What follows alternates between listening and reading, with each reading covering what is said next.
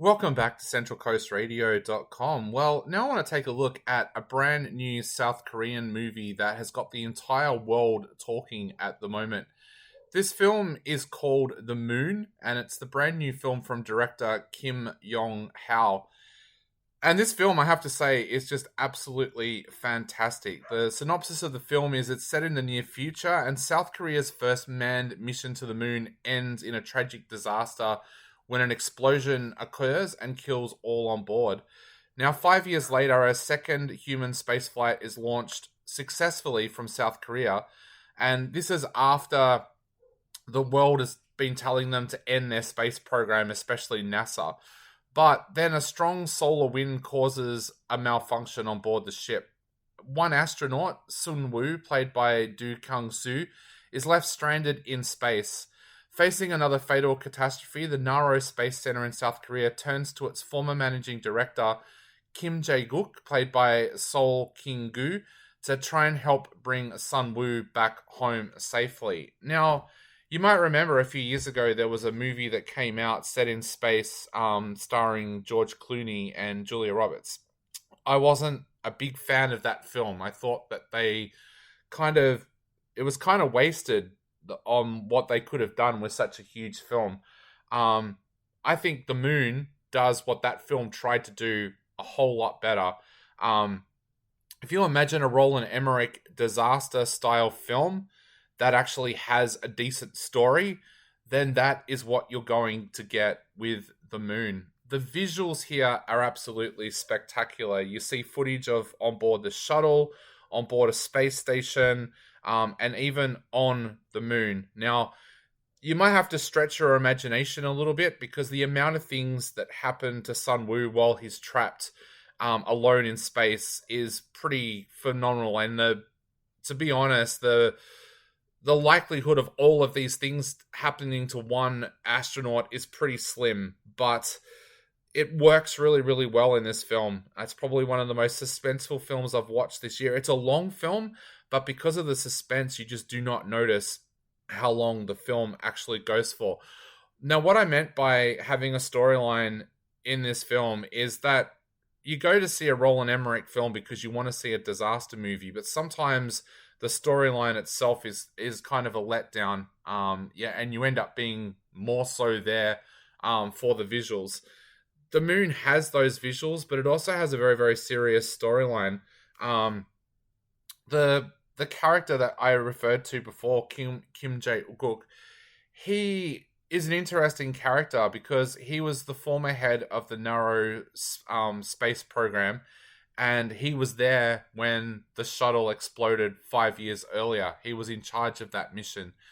He kind of blamed himself for that, and he has left that life as a space flight director and gone to work at an astronomical observatory. Nobody there really knows who he is, and he works really closely with this girl called Han Biao, played by Hong Sung-hee, and she doesn't even know about his previous job. So when he gets called back to go and do that job, you see the post-traumatic stress that he's gone through, being the person that was in charge of a disaster like what happened.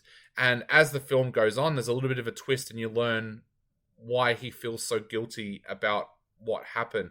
Now, the other really powerful storyline that happens here too, and it feels weird talking about a film that's set in space, but talking about the fact that so much of the storyline is set on Earth. But the other very interesting storyline here is that Kim's ex, Yoon Moon Young, played by Kim Hee-al, she has moved on from her position in South Korea and is now the head of NASA. So NASA has been very vocal about South Korea space program and trying to end it. So you would expect them to be rivals, but because of their past history, the two are actually good friends.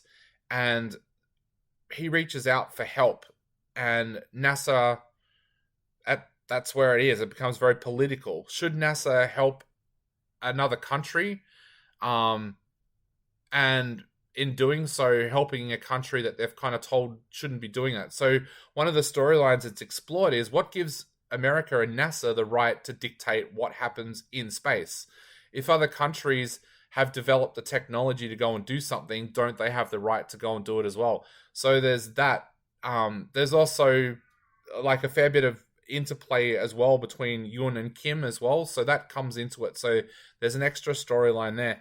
Then you have the stuff that is happening in space, which is just absolutely amazing. I should say there's other political stuff happening on Earth as well. There's a lot of pressure from various forms of the South Korean government who want this to look good, this mission. So they're not happy when things go wrong. So there's a lot of pressure there as well. Some people don't even think that Kim should be allowed back in the space center. So there's a lot of political stuff there. But then you get to the action stuff out in space. While all of this is happening, we actually see the character of Sun Woo decides to keep on going with his mission. He lands on the moon and starts to explore. And of course, then things like meteorite showers and stuff like that happen. So you've got that full-on action that's happening there as well that just looks spectacular. Like I said earlier, this is one of those films where everything comes together so well.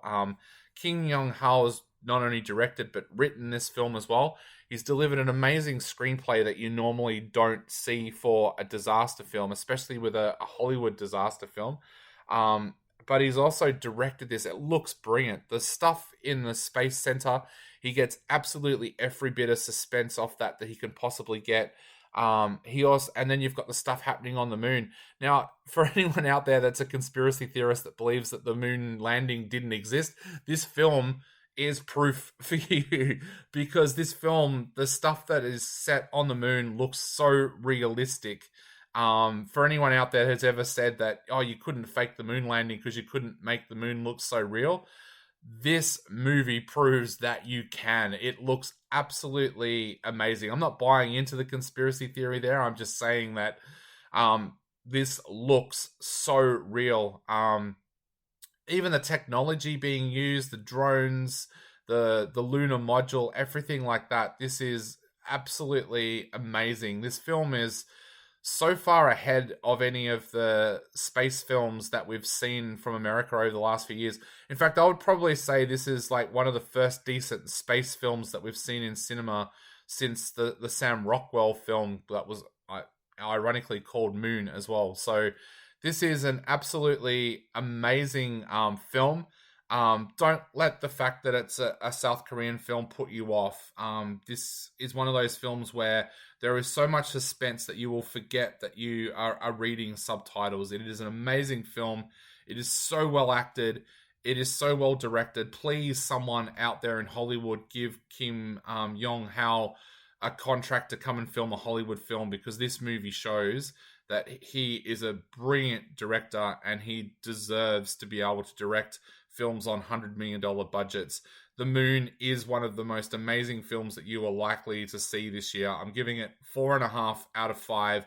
You do have to stretch your imagination sometimes, but this is an absolutely amazing film. If it is showing at a cinema near you, go and see it, because it's stunning. I almost want to give this 5 stars because it's so good. I'm going to give it 4.5, but definitely make sure you go and check out The Moon. This is an absolutely fantastic action piece with a great storyline.